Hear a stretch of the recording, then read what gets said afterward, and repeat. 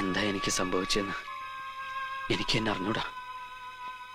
വേണിക്കറിയാവുന്ന, വേണി മഹിയേട്ടനോട് പറഞ്ഞു തന്നിട്ടുള്ള കിച്ചാമണിയല്ല ഞാനിപ്പോ. വിധി അല്ലെങ്കിൽ മുൻജന്മത്തിൽ ചെയ്തിട്ടുള്ള പാപം. ശപിക്കപ്പെട്ടൊരു ജന്മമാണ് മഹിയേട്ട എനിക്ക് കിട്ടിയത്. പ്രാരാബ്ദങ്ങളുടെ നടുവില ജനിച്ചതും വളർന്നതും. അമ്മയെ കണ്ട ഓർമ്മയില്ല. ക്യാൻസർ വന്ന് അച്ഛൻ മരിക്കുമ്പോ കുട്ടിയായിരുന്നു. അമ്മയുടെ സ്ഥാനത്തുണ്ടായിരുന്ന മൂത്ത ചേച്ചിയും അളിയനും ഞാനൊരു ഭാരമാണെന്ന് പറയണ കേട്ടപ്പോ ഇറങ്ങി നടന്നു. അന്ന് വിളിച്ചുകൊണ്ടുപോയി അഭയം തന്നതും സ്നേഹം തന്നതും പിന്നെ വളർത്തിയതും പഠിപ്പിച്ചതും എല്ലാം വേണിയുടെ അപ്പൂപ്പന. തീർത്താ തീരാത്ത കടപ്പാടുണ്ടാ മനുഷ്യനോട്. വേണി ഞാനും ഇഷ്ടത്തിലാണെന്ന് അറിഞ്ഞപ്പോ ഞങ്ങളെ ചേർത്ത് പിടിച്ച് അനുഗ്രഹിച്ചു, നന്മ വരാൻ പ്രാർത്ഥിച്ചു.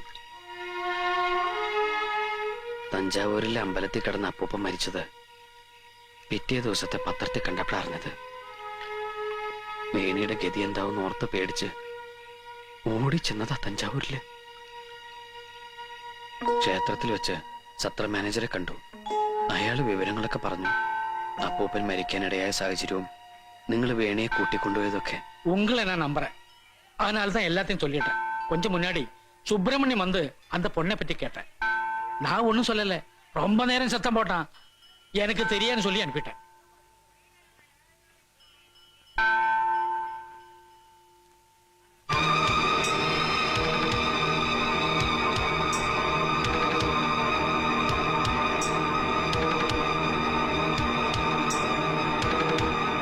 അവൾ എവിടേക്കാ പോയത്? അറിയില്ല. നിനക്കറിയാം. നിന്നോട് പറഞ്ഞു കാണും അയാള്? ഇല്ല, എനിക്കറിയില്ല. അറിയാം, പറയടാ. അവൾ എവിടേക്കാ പോയത്?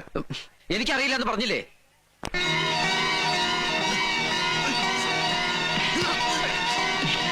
നീ പറയില്ലടാ. ഇല്ല, എനിക്കെപ്പോഴും വിശ്വസിക്കാൻ കഴിയണില്ല. ഞാനൊരാളെ കൊല്ലേ, എന്റെ കൈ കൊണ്ട് ഒരാൾ മരിക്കേ. ഇല്ല മഹിട്ട, ഞാൻ കൊന്നിട്ടില്ല. അറിഞ്ഞോട്ട് ഞാൻ കൊന്നിട്ടില്ല.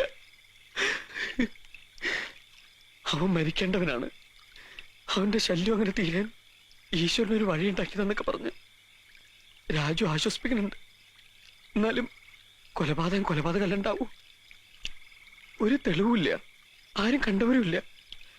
ഒക്കെ ശരിയാ, എങ്കിലും സത്യം എന്തെങ്കിലും പുറത്തു വരാതിരിക്കോ? ഒന്നും വേണി അറിയരുതെന്നേ എനിക്കൊരു പ്രാർത്ഥനയുള്ളൂ. ഒരു ഉറുമ്പിനെ പോലും നോച്ചിട്ടില്ലാത്ത ഒരു പാവം ബ്രാഹ്മണൻ വളർത്തിയ കുട്ടിയത്. അതിനൊന്നും താങ്ങാൻ കഴിയില്ല. അതുകൊണ്ടാ ഒന്ന് വന്ന് കാണാൻ പോലും ധൈര്യപ്പെടാണ്ട് ഞാനിവിടെ ഇങ്ങനെ കൂടിയിരിക്കുന്നത്. ഒരു കാര്യത്തില് എനിക്ക് ആശ്വാസമുണ്ട്. അവളിപ്പോ നിങ്ങളുടെ കൂടെയാണല്ലോ. ഇനി എനിക്കെന്ത് സംഭവിച്ചാലും അവൾ അനാഥയാവില്ലല്ലോ. പക്ഷെ മകേട്ട, വേണു ഒന്നും അറിയരുത് ഒരിക്കലും. എന്നെ കണ്ടില്ലെന്ന് പറഞ്ഞേക്ക്. അല്ലെങ്കിൽ എന്തെങ്കിലും ജോലിയായി ഞാൻ അങ്ങോട്ടേലും പോയിന്ന് പറഞ്ഞേക്ക്.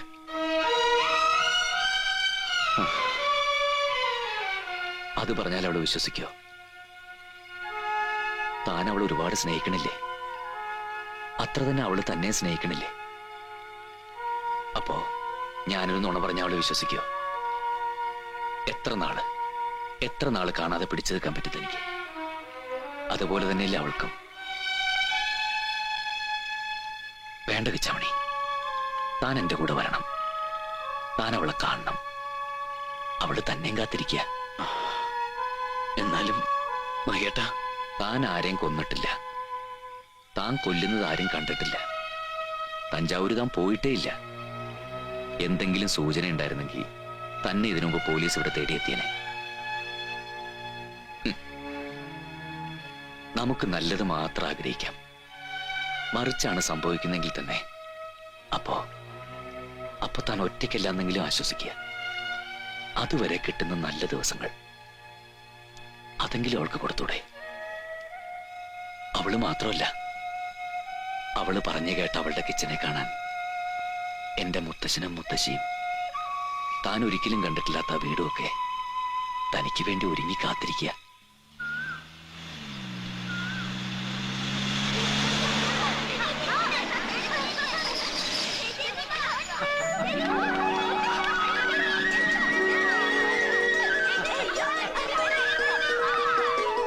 അവളിപ്പോ ഒരുപാട് സന്തോഷത്തില. ഈ വീടും എത്ര വേഗാന്നറിയോ അവൾ ഈ വീടിന്റെ ഓമനയെ മാറിയത്. അവൾ എന്ന് തൊട്ടോ ഇവിടെ ഉണ്ടായിരുന്നു എന്നേ ഞങ്ങൾക്കൊക്കെ തോന്നിയിട്ടുള്ളൂ. വാ, തന്നെ കാണുമ്പോ അവൾ ഒരുപാട് വാടോ ചാവണി.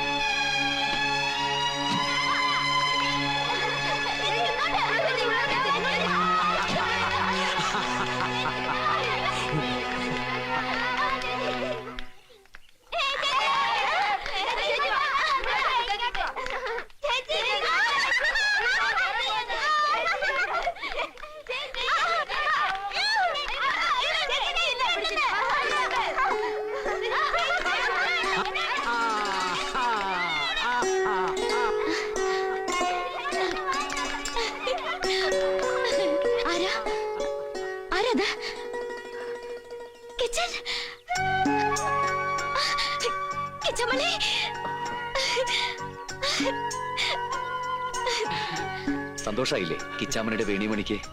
മഹി പോയപ്പോ തൊട്ട് തുടങ്ങിയതാ കൃഷ്ണപുരാണം. വേണിക്ക് വൈകുണ്ഠത്തിൽ സീറ്റ് ഷുവറാ. അത്രയ്ക്ക് ഉരുട്ടിരിക്കണു കൃഷ്ണനാമം. ഓഹോ അങ്ങനെയാണല്ലേ. ഓഹോ എങ്ങനെയാണല്ലേ? വേണി ചേച്ചിന്റെ ദിൽത്തോ പാഗൽ ഹേ. വേണി ചേച്ചി എൽക്കെ കൊള്ളാട്ടോ. എൽക്കയോ? അതെന്താടാ? ലവർ കൃഷ്ണൻ. വേണിയെ പോലെ കിച്ചനും ഇനി ഈ വീട് സ്വന്തം പോലെ കരുതാം. ഞങ്ങൾക്കത് സന്തോഷാണ്. വിഷ്ണുവിന്റെ അമ്പലത്തിൽ നേരിച്ച പാൽപ്പായസ ഇത് വേണിയുടെ ആൾക്കുള്ളതാ. ബാക്കി എല്ലാരും കാപ്പി എടുത്തോളൂ. മധുരം കൊടുത്തു സ്വീകരിച്ചു നായി. വേണിയുടെ ആളോട് അവൾക്ക് എന്താ ഒരു സ്നേഹം. കഴിക്ക് കിച്ച, വയറ് നിറച്ച് കഴിക്ക്. ഏയ്, ഇവൻ വരാനുള്ളൊരു നേർച്ചയായിരുന്നു ഈ പാൽപ്പായസം. പോ അവിടുന്ന്. അപ്പോഴേ കൃഷ്ണ, ജോലി എങ്ങനെ? ശമ്പളമൊക്കെ ആവശ്യത്തിനുണ്ടോ? കഴിഞ്ഞുകൂടാനുള്ളൊക്കെ കിട്ടും. പേരിനൊരു ജോലി അത്ര ഉള്ളൂ മുത്തശ്ശ. ഞാൻ പറഞ്ഞ കിച്ചനോട് നമുക്ക് ഇവിടെ അടുത്തെങ്ങാനും കുറച്ചും കൂടി ബെറ്റർ ആയിട്ടുള്ള ട്രൈ ചെയ്യാന്ന്. കല്യാണം കഴിഞ്ഞാൽ രണ്ടുപേർക്കും കഴിഞ്ഞുകൂടാനുള്ള വകയെ കിട്ടണ്ടേ? അതിനിപ്പോ ജോലി ഇല്ലെങ്കിലും വിരോധമില്ല. എന്നെ കൃഷിയിൽ സഹായിച്ച് ഇവിടെ അങ്ങോട്ട് കൂടാം. അല്ല, ഞാനത് ഒരുപാട് വിഷമങ്ങളൊക്കെ ഉണ്ടായിട്ടുണ്ടെങ്കിലും ഇപ്പൊ നമുക്ക് ഭാഗ്യമുണ്ട്, ഇല്ലേ കിച്ച? അതെ, ഭാഗ്യമുണ്ട്. ഈ വീട്ടുകാര് തഞ്ചാവൂരിൽ വന്നിട്ടില്ലായിരുന്നെങ്കിൽ, എന്നെ കണ്ടിട്ടില്ലായിരുന്നെങ്കിൽ, അപ്പൂപ്പ മരിച്ചപ്പോ ഞാൻ എന്ത് ചെയ്തേനെ? കിച്ചൻ കണ്ടില്ലേ എത്ര സ്നേഹം അവർക്കൊക്കെ നമ്മളോട്. അതും ഭാഗ്യം അല്ലേ? ഓ, ആ ദുഷ്ടൻ സുബ്രഹ്മണ്യം. ഞാൻ അയച്ച എഴുത്ത് കിച്ചന് കിട്ടിയില്ലല്ലോ. അതിൽ എഴുതിയിട്ടുണ്ടായിരുന്നു അവിടെ തഞ്ചാവൂരിൽ അവൻ വന്നതും കുഴപ്പമുണ്ടാക്കാൻ നോക്കിയതും. പാവ അപ്പൂപ്പൻ. മഹേട്ടനുണ്ടായതുകൊണ്ട് ഓടിച്ചു അവനെ. ഇവിടെ വന്നിട്ടും ദുസ്വപ്നത്തിൽ ചിലപ്പോ വരും. ഒരു ദിവസം ശരിക്കും ഇവിടെ കയറി വരുമെന്ന് എനിക്ക് പേടിയുണ്ട് ഇപ്പോഴും. ഇല്ല, ഇനിയും വരില്ല. കണ്ടിരുന്നു അടുത്തെങ്ങാനും? കിച്ചൻ പോയോ ശിവപുരത്ത് പിന്നീട്? ഇല്ല, പോവണ്ട. നമുക്കിനി വേണ്ട ആ നാട്. നിനക്കിവിടെ സ്ഥിരമായിട്ട് നിന്നൂടെ? ഇനി നിക്കാം, ആർക്കും അലോഹ്യം ഉണ്ടാവില്ല. കിച്ചനെയും വിടുമെന്ന് തോന്നണില്ല ഇവിടെ ആരും. എനിക്ക് പോണം, പോവാതിരിക്കാൻ പറ്റില്ല. എത്ര കാലത്തിന് ശേഷം ഒന്ന് കാണുന്നത്. ഇനി പോയാൽ തന്നെ ഒരുപാട് ദിവസം ഒന്നും കാണാതിരിക്കാൻ എനിക്ക് കഴിയില്ല. അങ്ങനെ വേണ്ടി വന്നാൽ ഒരുപാട് കാലത്തേക്ക് എന്നെ കാണാൻ കഴിഞ്ഞിട്ടില്ലെങ്കിൽ എനിക്കൊരു നീണ്ട യാത്ര പോകാനുണ്ടെന്ന് നോക്കിയാ കാത്തിരിക്കാൻ പറ്റുമോ നിനക്ക്? ഇല്ല.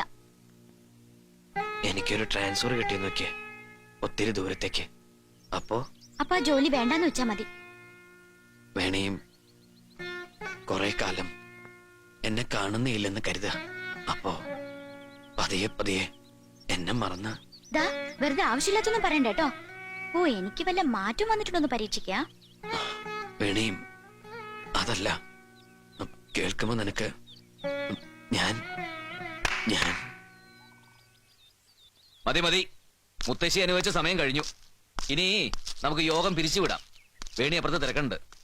കല്യാണം കഴിയുന്നവരെ രണ്ടിനെയും സൂക്ഷിച്ചോളാനേ മുത്തശ്ശി എന്നെ ഏൽപ്പിച്ചിരിക്കണത്. ഓ,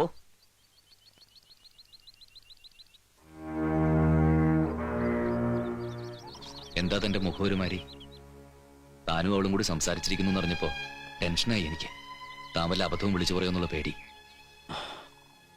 പറയായിരുന്നു, മഹേട്ടൻ വന്നില്ലായിരുന്നെങ്കിൽ. എന്താ കിച്ചാമണി, എല്ലാവരുടെ ഉള്ളിലും ഇപ്പൊ സന്തോഷം മാത്രമേ ഉള്ളൂ. അത് തല്ലിക്കെടുത്തണോ എനിക്ക്?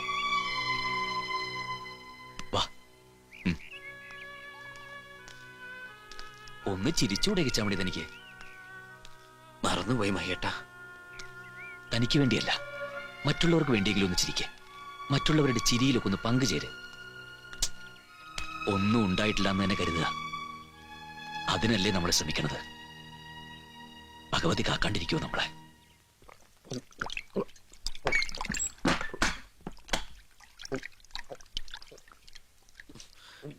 ഒന്ന് പറയടാ, തഞ്ചാവൂര് പോരുന്നോ നീ? നിന്റെ കാര്യം കഷ്ടമാണ് അളിയാ. പ്രസിദ്ധമായ ക്ഷേത്രത്തിൽ വെച്ച് നടന്ന ഒരു കൊലപാതകം, അതും 1000 വർഷം പഴക്കമുള്ള ആ ക്ഷേത്രത്തിന്റെ ചരിത്രത്തിൽ ആദ്യം. തമിഴ് പത്രങ്ങളിലൊക്കെ തമിഴ്നാട് പോലീസിന്റെ അനാസ്ഥയാണെന്ന് പറഞ്ഞ് ഡെയിലി വാർത്തയാണ്. അസംബ്ലിയിലാണെങ്കിൽ പ്രതിപക്ഷത്തിന്റെ വക ബഹളവും. ഒരാളെ കൊല്ലണമെങ്കിൽ ഇങ്ങനെ വേണം കൊല്ലാൻ. താൻ തഞ്ചാവൂര് പോയിരുന്നോ? അത് പറ. പോയിരുന്നു മഹിയേട്ടാ, പോയിരുന്നു എന്ന് മാത്രമല്ല, അവിടെ മുഴുവൻ അരിച്ചു പെറുക്കി നോക്കി. ആ കേസ് ഇപ്പൊ വേറൊരു വഴിക്ക് തിരിഞ്ഞിരിക്കുക. ചത്തുപോയ സുബ്രഹ്മണ്യത്തിന്റെ കഴുത്തി കിടന്ന മാലയും മോതിരവും അന്ന് തന്നെ വേറൊരുത്ത് അടിച്ചു മാറ്റി. അവൻ പോലീസിന്റെ വലയിൽ കുടുങ്ങി. അവനൊരു സ്ഥിരം പുള്ളിയാ. ഒരു ജീവപര്യന്തം കഴിഞ്ഞ് ഇറങ്ങിയിട്ട് അധികം നാളായിട്ടില്ല. സംഗതി ഇത്രയും കോളിളക്കം സൃഷ്ടിച്ച ഒരു കേസായതിനാൽ കുറ്റം എങ്ങനെയെങ്കിലും അവന്റെ തലയിൽ കെട്ടിവെച്ച് രക്ഷപ്പെടാനുള്ള ശ്രമത്തിലാ പോലീസ്. കണ്ടോ, തമിഴ് പത്രത്തിലൊക്കെ അവൻ എങ്ങനെയാ കൊന്നതെന്ന് വരെ എഴുതിയിട്ടുണ്ട്. ഇനി പോലീസ് ഒന്ന് ശരിക്ക് പെരുമാറിക്കഴിഞ്ഞാൽ അവൻ കുറ്റം സമ്മതിക്കും. ദാ, നീ രക്ഷപ്പെട്ടടാ. എന്നാലും നിരപരാധിയായിട്ടുള്ള ഒരാള് മഹിയേട്ട. ഇനി ഇപ്പൊ അതിന്റെ പേരിൽ തുടങ്ങിക്കോ. എങ്ങനെയെങ്കിലും ഇതിൽ നിന്ന് തലയൂരിന്ന് സമാധാനിക്കാന്നല്ലാണ്ട്. സാരമില്ല, എത്രയായാലും അവൻ കള്ളനും ക്രിമിനലും ആണല്ലോ. നമുക്ക് നമ്മുടെ കാര്യം മാത്രം നോക്കാം. അറിയാതെ ചെയ്തു പോയൊരു തെറ്റ് ദൈവത്തിന്റെ കോടതിയിൽ പൊറുക്കും കിച്ച. ഇന്നെങ്കിലും താൻ സന്തോഷത്തോടെ ഉറങ്ങുക.